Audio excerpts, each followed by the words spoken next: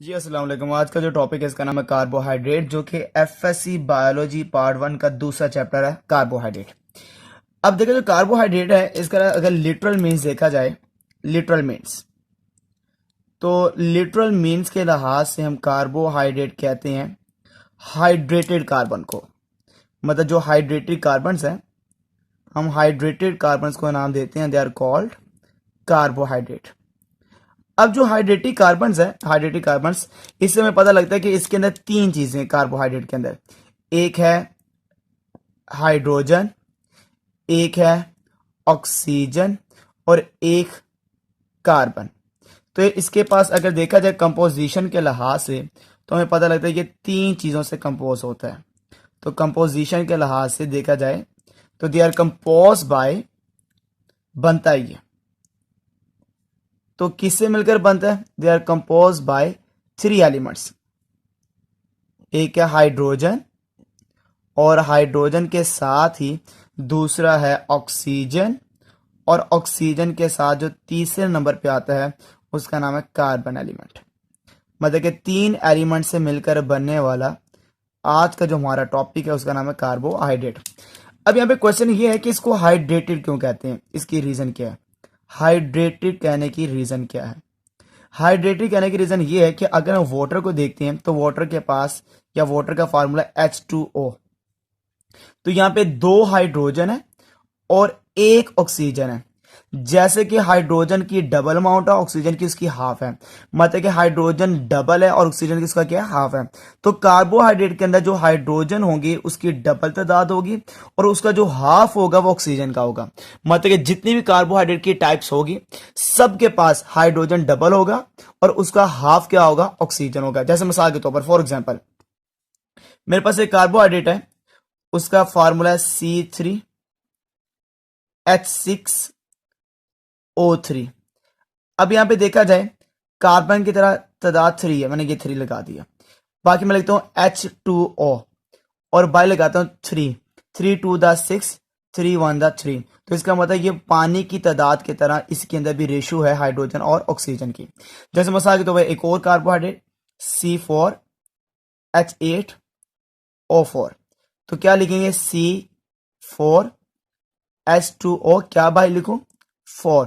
तो जितने ही पानी की अंदर हाइड्रोजन की रेशो है, उसी रेशो को अगर देखा जाए तो कार्बोहाइड्रेट में भी होगा। जितने हाइड्रोजन होंगे उससे हाफ आपको क्या नजर आएगा? ऑक्सीजन। जैसे एक और है ग्लूकोज, C6H12O6, ये आ गया C6H2O, बाय लगाएंगे 6। तो यहां भी जितना पानी है उतनी ही रेशो अगर देखा जाए, वही रेशो हाइड्रोजन और ऑक्सीजन की आपको नजर आ रही है किसके अंदर? कार्बोहाइड्रेट के अंदर। इसमें एक और भी है C12, हाइड्रोजन 22, ऑक्सीजन 11। तो क्या है? कार्बन 12 है और यहाँ पे H2O आ गया, बाय लगा दिया मैंने 11। तो सेम वाटर की तरह इसके अंदर रेशो आपको नजर आ रही है। इसलिए अगर देखा जाए तो इसकी रीजन हाइड्रेटेड होने की, इसकी रीजन मैं लिख रहा हूं कि इसको क्यों कहते हैं हाइड्रेटेड कार्बन। इसकी रीजन ये है सबसे बड़ी, द रेशियो ऑफ हाइड्रोजन। इसके अंदर देखा जाए रेशियो ऑफ हाइड्रोजन और साथ ही साथ एंड ऑक्सीजन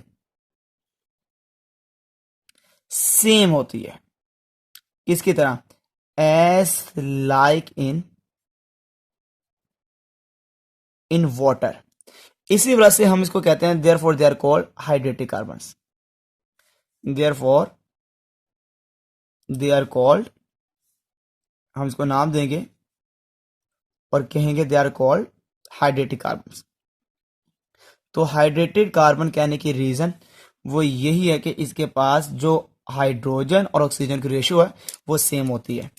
इसका जो केमिकल फार्मूला है, केमिकल फार्मूला, इसको हम जिससे रिप्रेजेंट करते हैं, केमिकल फार्मूला वो है CX H2O और बाहर आता है Y। CX H2O बाहर आ गया Y।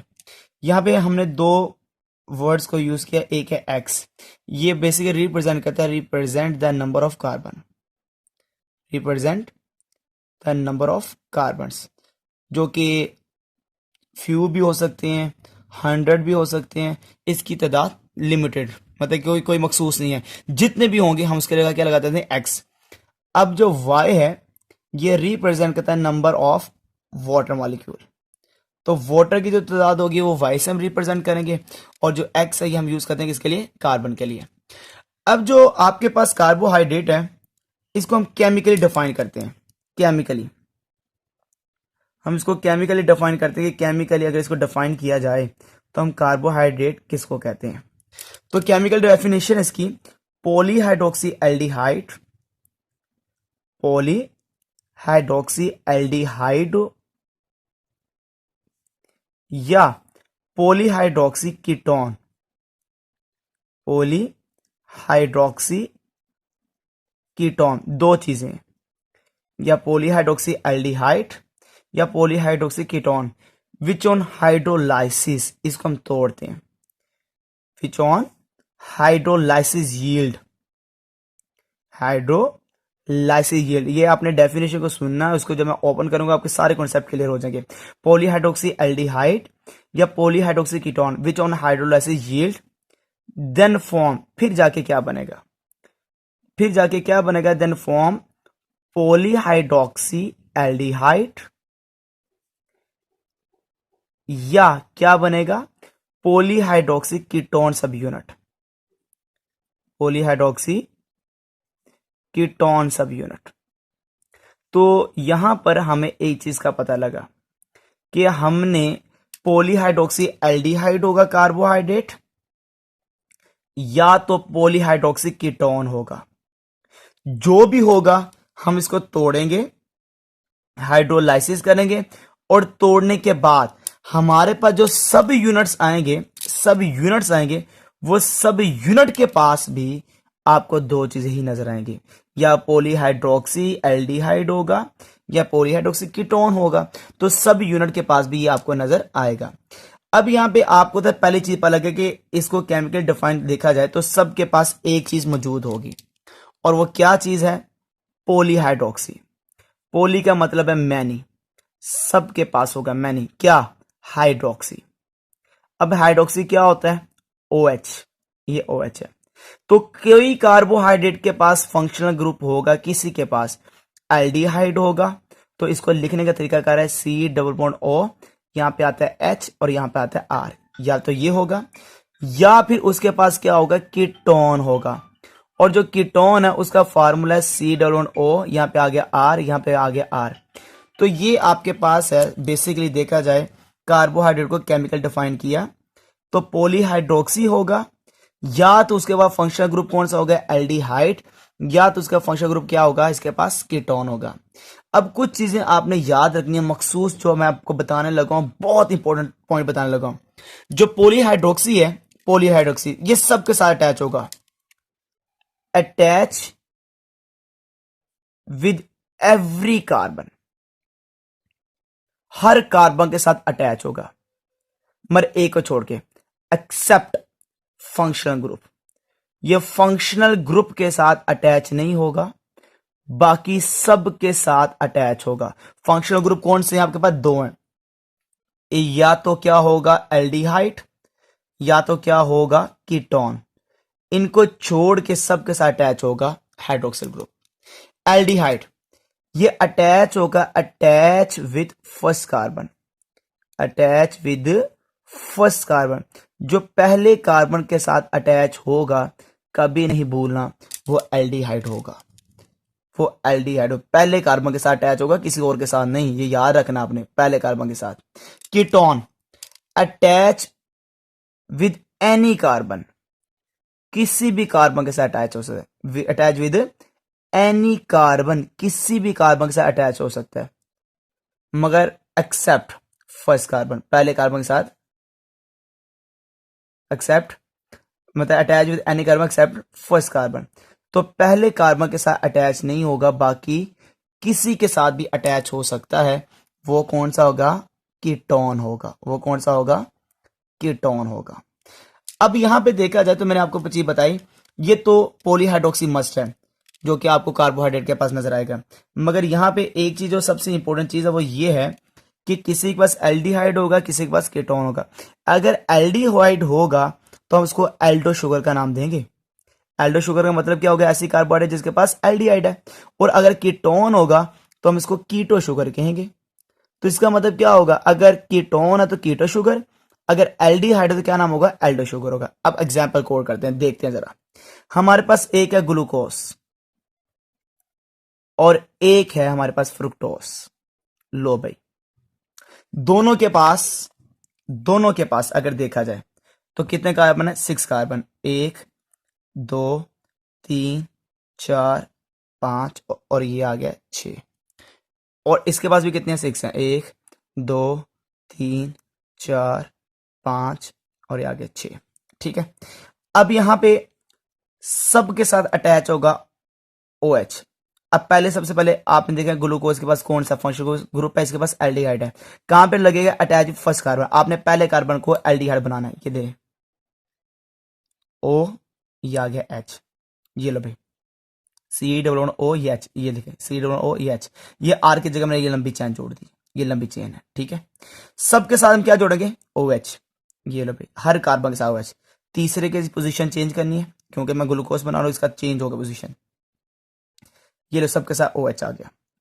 सबके साथ सिर्फ OH मैंने फंक्शनल ग्रुप के साथ नहीं जोड़ा। यहां पे लिखा मैंने attach with every carbon except functional group. ये देखो, इसके साथ नहीं जोड़ा, बाकी सबके साथ मैंने लगा दिया।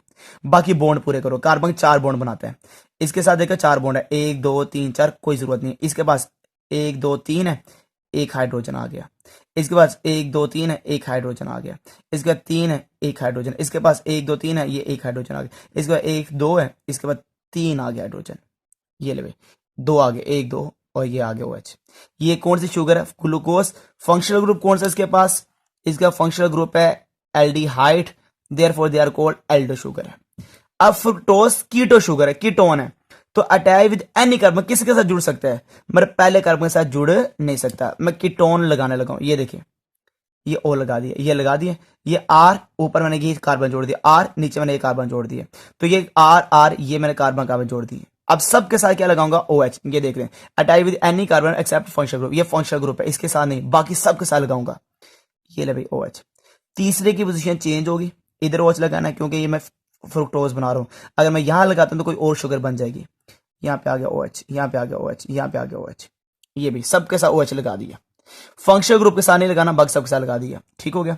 अब हमने बॉन्ड पूरे करने हैं। कितने बॉन्ड इसके साथ? 1 2 2 है। ये लो पे 3, ये लो पे 4, 4 बॉन्ड बनाता है कार्बन। इसके साथ कितने हैं? 1 2 3 4, जरूरत ही नहीं है। इसके साथ 1 2 3, एक आ गया। 1 2 3, एक आ गया। 1 2 3, एक आ गया। 1 2, ये 2 और आ गए। अब यहां पे देखा जाए तो शर्त मेरी पूरी हो गई। ये मैंने जोड़ा है उस कार्बन के ऊपर जो कि पहला कार्बन नहीं है, और ये मैंने पहले कार्बन जोड़ा।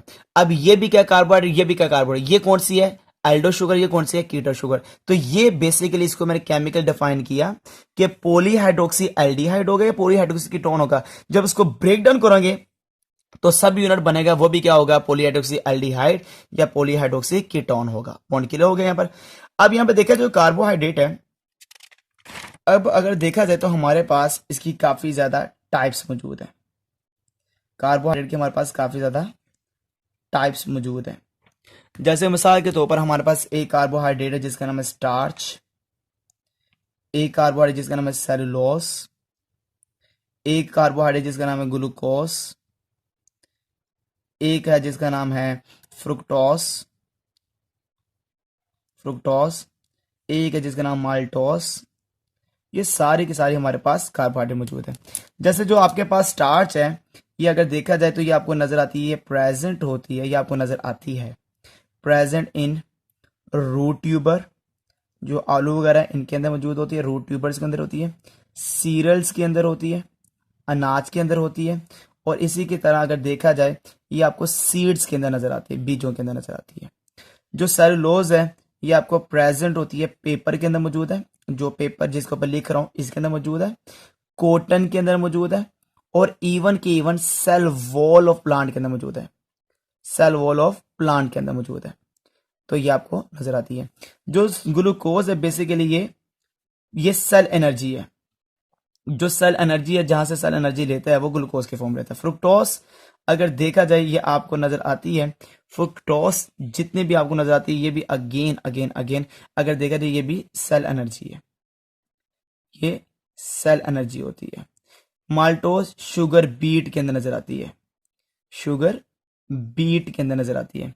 इसी तरह एक है लैक्टोस, जो लैक्टोज है ये मिल्क शुगर है, मिल्क शुगर है, ये आपको मिल्क के अंदर नजर आती है, ये मिल्क शुगर है। इसी तरह आपको अगर देखा जाए तो आपको नजर आती है सुक्रोज, जो सुक्रोज है ये गन्ने के रस के अंदर होती है, कैन शुगर है, ये कैन शुगर है। तो ये सारी की सारी टाइप्स है जो मैंने आपको बताई है किसकी, जो कि कार्बोहाइड्रेट की है। अब कार्बोहाइड्रेट की बहुत ज्यादा इंपॉर्टेंस भी है, अगर देखा जाए तो कार्बोहाइड्रेट की बहुत ज्यादा इंपॉर्टेंस भी है। सबसे पहले अगर इंपॉर्टेंस देखी जाए तो ये हमारे पास जितनी भी कार्बोहाइड्रेट होती है ये बेसिकली सेल एनर्जी है, सेल एनर्जी के तौर पे इस्तेमाल होती है। और इसके बाद ये दूसरा जो सबसे बड़ा रोल करती है मेक्स सेल स्ट्रक्चर, जो सेल का स्ट्रक्चर है उसमें बनाने के लिए भी इसका काफी ज्यादा रोल होता है, जिसका नाम क्या है, कार्बोहाइड्रेट। अब जो कार्बोहाइड्रेट है सिर्फ आपको सिंपल कार्बोहाइड्रेट नजर नहीं आती, ये आपको कांजुगेटेड फॉर्म में भी नजर आती है, कांजुगेटेड फॉर्म में। अब कांजुगेटेड फॉर्म कौन सी होती है, कांजुगेटेड फॉर्म कहते हैं combination of different molecules, combination of different molecules, different molecules को आपस में मिलाओ तो मिलाने से जो स्ट्रक्चर बनता है हम उसको कांजुगेटेड मॉलिक्यूल्स कहते हैं। अब जैसे मिसाल के तौर पर फॉर एग्जांपल हमारे पास दो चीजें हैं, एक है कार्बोहाइड्रेट, और कार्बोहाइड्रेट को अगर मैं मिला देता हूं प्रोटीन के साथ तो एक कांजुगेटेड मॉलिक्यूल बनता है, उसका नाम क्या होगा, ग्लाइकोप्रोटीन। और अगर मिसाल के तौर पर अगर देखा जाए तो मैं कार्बोहाइड्रेट को मिला देता हूं लिपिड के साथ तो क्या बनेगा, ग्लाइकोलिपिड। तो इसका मतलब क्या हुआ कि मैं डिफरेंट मॉलिक्यूल को आपस में मिलाता हूं तो क्या बनता है, कांजुगेटेड मॉलिक्यूल। अब कांजुगेटेड जो मॉलिक्यूल है इसकी बहुत ज्यादा इंपॉर्टेंस है। अगर देखा जाए सेल उसके बाहर का जो एरिया होता है उसको बनाने वाला कांजुगेटेड मॉलिक्यूल होते हैं, मतलब इसका एक सबसे बड़ा काम ये बनाते हैं, मेक्स एक्स्ट्रा सेलुलर मटेरियल। तो जो एक्स्ट्रा सेलुलर मटेरियल होता है सेल के बाहर वाला जो एरिया होता है वो कांजुगेटेड मॉलिक्यूल बनाते हैं। मेक्स बैक्टीरियल सेल वॉल, आपको बैक्टीरियल सेल वॉल के अंदर भी अगर देखा जाए तो आपको कांजुगेटेड मॉलिक्यूल्स नजर आते हैं। इसी तरह makes plasma membrane of cell, जो प्लाज्मा मेम्ब्रेन होती है उसके अंदर भी आपको कांजुगेटेड मॉलिक्यूल्स नजर आते हैं। तो कांजुगेटेड मॉलिक्यूल्स आपको डिफरेंट जगह पे नजर आते हैं जो कि डिफरेंट फॉर्म में नजर आएंगे। जैसे कार्बोहाइड्रेट प्रोटीन वाला तो ग्लाइकोप्रोटीन है, इसके अंदर लिपिड मिलते दे आर कॉल्ड ग्लाइकोलिपिड है। सबसे इंपॉर्टेंट बात जो आपको मैंने बतानी है वो ये है कि कार्बोहाइड्रेट बनाता कौन है, कार्बोहाइड्रेट मेन पॉइंट। कार्बोहाइड्रेट अगर देखा जाए तो एनिमल्स नहीं बनाता, कार्बोहाइड्रेट इज सिंथेसाइज्ड बाय, इसको बनाता कौन है, उसका नाम है प्लांट्स। सारे के सारे जो प्लांट्स हैं उनका काम है कार्बोहाइड्रेट को बनाना, और वो किस प्रोसेस से बनाते हैं, उसका नाम है बाय फोटोसिंथेसिस। तो फोटोसिंथेसिस के जरिए से कार्बोहाइड्रेट की एक फॉर्म बनती है और उसका नाम